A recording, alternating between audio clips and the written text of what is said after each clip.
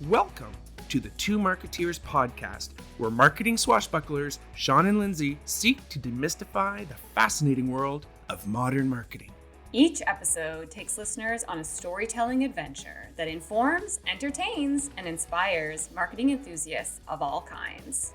And now, here are your hosts, the Two Marketeers themselves, Sean Patrick and Lindsay. Wow! Yeah! Woo! Take the stick! Hello. Hello. Hello. Hello. Hey. Hello. Hey. Hey. What's up? Shawnee P, Sean Patrick Wise Guy. What's shaking, my man? I'm up, Lindsay B. Wah, Rockstar Marketeer. What's up? I'm up. You're up? Yeah. You're up. I wish I was in Europe instead of in my faux podcast studio. I think people refer to it as the EU now. I wish I was in the EU. Next time we're recording, me and you in the EU. Ooh, okay, let's make that our goal. Like, we know we've made it when we are broadcasting live. Well, it doesn't have to be, live. From a lavish apartment in Spain. Barcelona. Yes, Barcelona. See you in Barcelona. See you soon in Barcelona. Look at us, right on track as usual. This is a little EPISEUDO. We're doing another EPISEUDO here today. Woo woo. Do people know what EPISEUDOs are? It's our own trademark, not really, title for what in the podcast realm is referred to as minisodes. It's a minisode. It's a cop-out when you don't really want to do a full episode. Which is actually even harder for us because we will not shut up. Okay. So yeah, what we were talking about today is when we decided to start exploring the idea of doing a podcast. Really, it was just Sean and I hanging out doing some consulting work together, and we're like, hey, we should do a podcast. Woo! Yeah. So we booked it. Just booked the room. We booked a podcast studio, and we put ourselves through the ringer.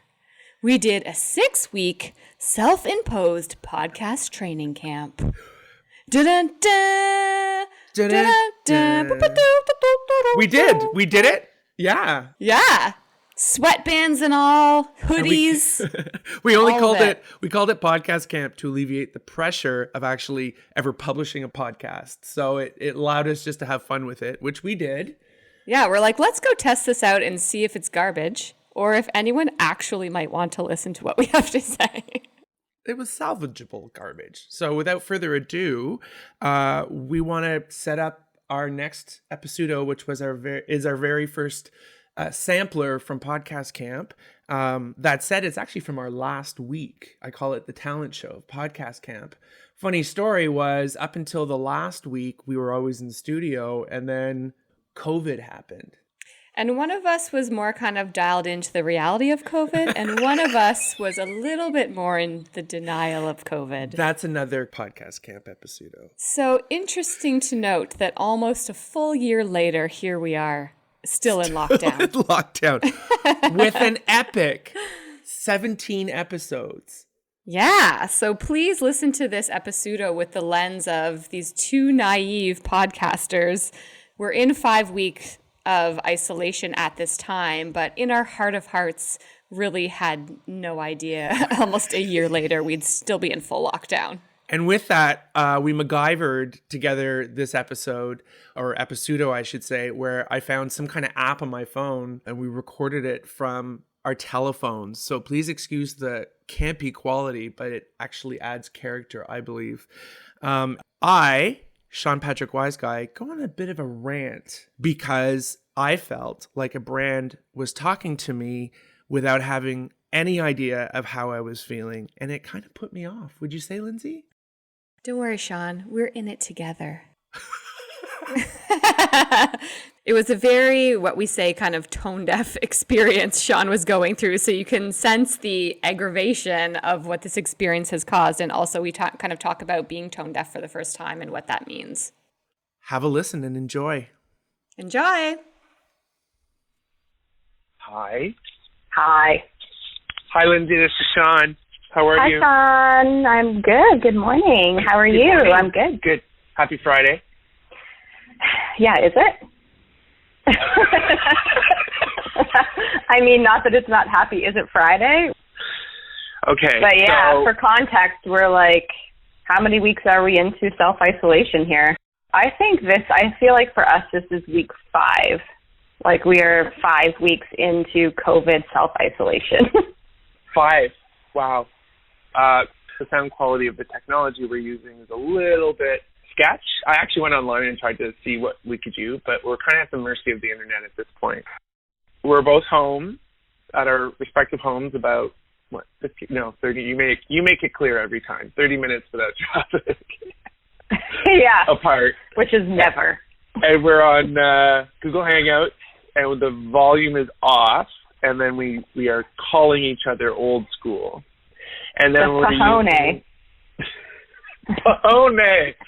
Oh, that's so good. And we're even using wired earbuds.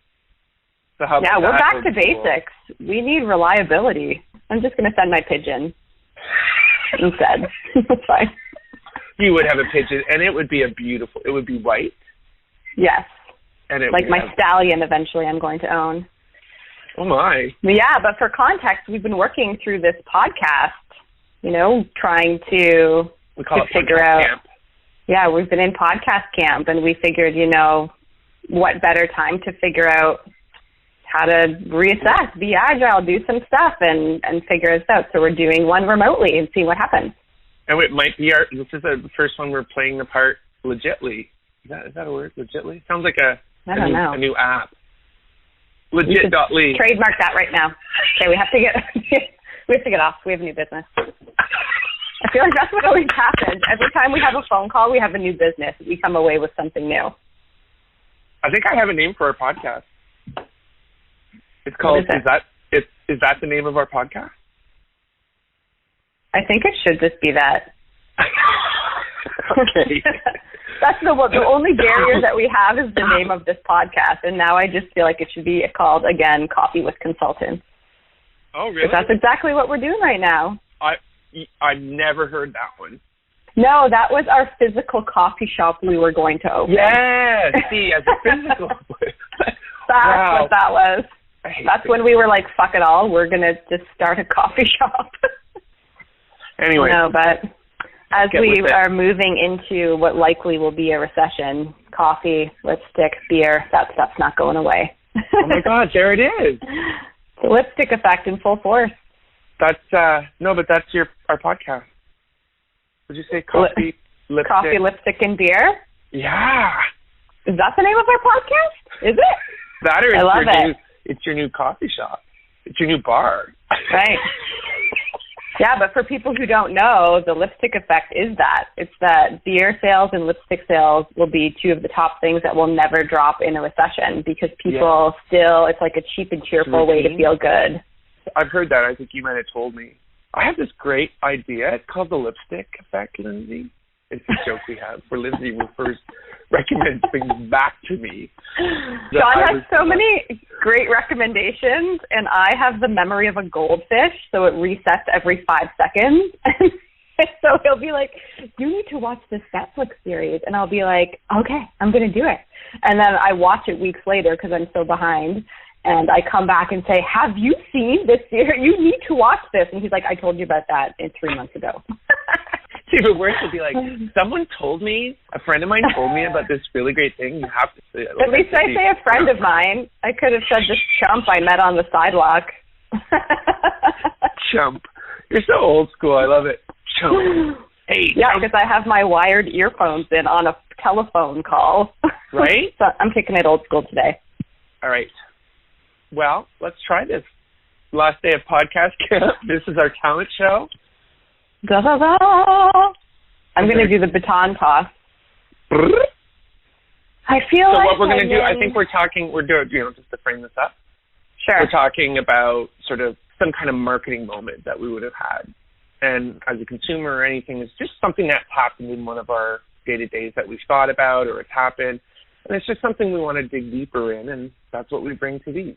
Let me take over with what I'm going to talk about because it talks about, like you said, Lindsay, if you don't do it with the right intention, it becomes very apparent when brands not only aren't agile, but they don't even realize they're not agile, and they keep talking to you. Okay, my experience that I had was, it was Tuesday this week, and I write in my blog about recognizing that I have an email addiction. It's a whole thing, I realized, and email anxiety and all that stuff. So as much as COVID's been really good for my anxiety, and like for most people, because it's just sort of like, listen, there's not a lot of emails to check. I'm not getting all those messages I was. Yeah. So I was sitting down I blocked the time to write my blog post for the week, and I got an email from a retailer that I, quite honestly, opt into, and I just felt like, really, like, this is so inappropriate. And they were basically, it was definitely the straw that broke the camel's back, because I was just like, why? Anyone who markets me a promotion of a discount of something, like nothing has changed, really seems to put me off. And I was sort of like, why have I gotten, yes, okay, fine, but who am I, a marketer? But I got this email that basically said, we're in this together. We'll get through this. Sunny days ahead. It was a sunglass company. Be sure to get your 30% off. And not the moment to sell me something. Nope. And they've been pushing me 30% off every week, because that's what I signed up for. Right. And long before COVID started. Yeah, so, tone deaf, right? No awareness. Tone deaf. You need to be all context or no context. Yeah. It just was that trigger to be like, really? Like, I just dragged myself to my desk so I could be true to myself and do my blog post as part of my sort of discipline I'm trying to set in a world. Yeah, I didn't need this. And it's like, whoa. And the one thing I do and trying to stay mindful is, okay, so are you really mad at them? Right? Is like, what? Just delete it. Right? I have to be that person who annoys me. But I am mad at them. Just have some empathy. Show me you have a stitch of empathy. And what that made me realize is, I teach branding, and I try and bring it down to the most basic, right? So not using fancy words, and kind of say it all relates back. But the purpose of branding is really to kind of humanize your brand in whatever way you can, and trying to make it as human as possible, because that's how humans connect. We're trying to communicate to a friend. We're trying to communicate to an acquaintance. The more human a brand can be, the more it has to stay true to that. So, I wouldn't say that the brand, the sunglass company, is like a friend or anything like that, but I trusted it, and I look up to it. It's the cool kid. I like to spend money on this kind of item every few years. It means a lot to me, and there's brands I trust. So does that make them, and literally, pardon the pun with the sunny days ahead, but does that make them a fair weather friend? Worse, they're actually bothering me when the weather's rough, but they don't want to help me. They want me to help them. Yeah. I guess that's what a fair weather friend can be, right? They're there when it's all great, but when they need you too, but when you need them. Yeah. So, because I think there was a lot of brands, I think, are struggling to find a natural opportunity to correlate their brand to people. They're force fit. This is a perfect example of force fitting the context to try and sell you something. But there's a lot of brands who are doing a really great job kind of cutting out the last part. The contextual relevance. And they're not reaching out and telling us that they're the contextual relevance in this moment is people are scared to go outside. You shouldn't be around other people, but it's still very important for mental health and all of that to get a breath of fresh air. Sunglasses are associated with being outside, in the sun. So they have a perfect moment to actually generate some content that can provide you of some value. Maybe there's some tips and tricks. Maybe they form a community of something around being outside and outdoor activity, a 10-minute breath of fresh air, that kind of stuff where they actually had an opportunity to bring people together and provide some additional value without trying to sell you something that you would have been like, that's cool. It's at least cool that they tried or that they're trying. And that's how they always sell to me. There's that level of sort of, listen, they know that I like this brand, so they'll say, whatever. But the thing is now that all got thrown away, because they're acting like they know me, and they don't. And they're it's about actually knowing you. Yeah, and they should. But why do I feel this now, right? Is it because it's so sensitive? Or maybe I was just... Because everything's so heightened, perhaps people, they obviously expect more and are turned off more easily. Because we're less tuned out, right? Yeah, we're so dialed in. Everything's so sensitive. Like, the brand, I think, lost its humanity as I talked through it. And that just annoyed me because I don't want to be friends with a brand. I want to be loyal to a brand that's like a friend. Yeah, that understands knows like a me, friend wants would. to know more about me, wants to reciprocate based on that. So, I have a question for you. Mm-hmm. So, if you had a brand reach out to you at this time, if they actually asked you, what matters to me, or how can they help? Yeah. Yeah. Love it. I totally would respond. So if I can ask something like, listen, we have a few questions for you to see if you have any ideas or can help us understand how we can better help our customers. Maybe I wouldn't, but I would at least go like, good on you. Like even small, nimble brands, it's like if you could do something like that, I feel like that would be kind of cool. Yeah.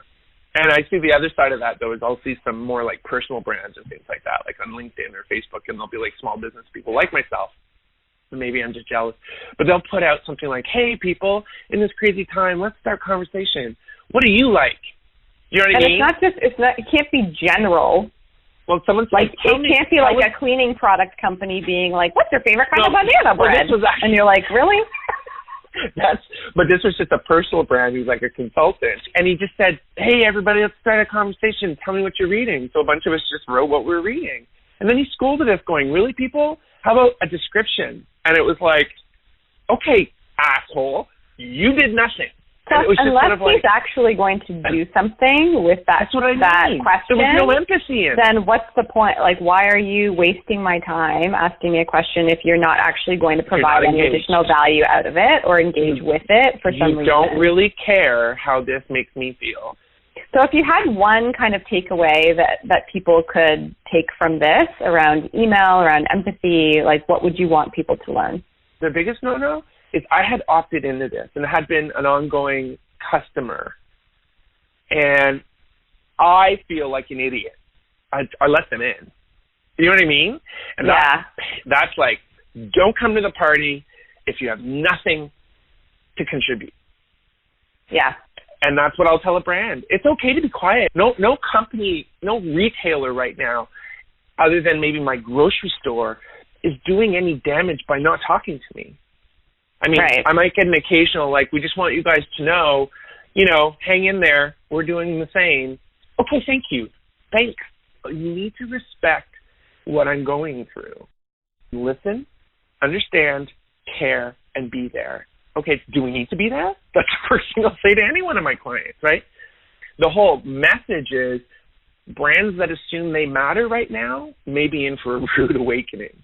Because that's the biggest mistake they made. They assumed they mattered to me right now, and they didn't go, well, maybe right now isn't the time. Yeah, you've been taken down to some very basic human needs, and so figuring out what matters is the most important. Yeah. Boom! Sean, as per usual, we're out of time, so you have to stop talking. Okay.